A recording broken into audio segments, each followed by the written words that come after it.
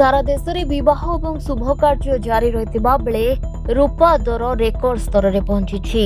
रूपा और सुना दर वृद्धि मध्य उभय ग्राहक और व्यवसायी आशा आशंका रहिछन्ति। नवा दिल्ली बजार में रूपा दर प्राय 1500 टंका वृद्धि घटी किलो पिछा 1,10,000 टंका होइथिबा बेले भुवनेश्वर में किलो पिछा 1800 टंका बढ़ी प्रति ग्राम पिछा 1180 टंका पहुंची।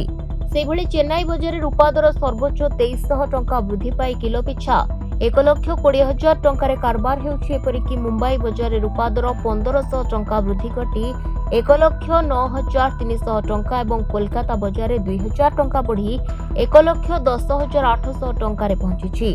सेहीपरि सुना दर नवा दिल्ली में 72,000 रु 98,000 टंका थिबा बेले मुंबई कोलकाता और चेन्नई में मध्य सुना दर 72,500 टंका रु 69,000 टंका कारबार हेउछि।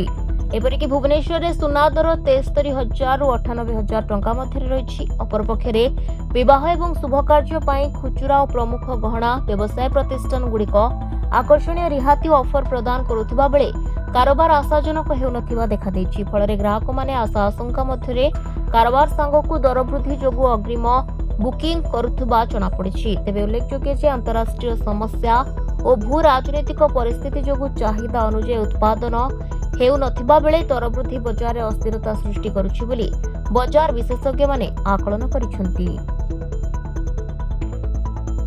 Bureau report Dinalipi live.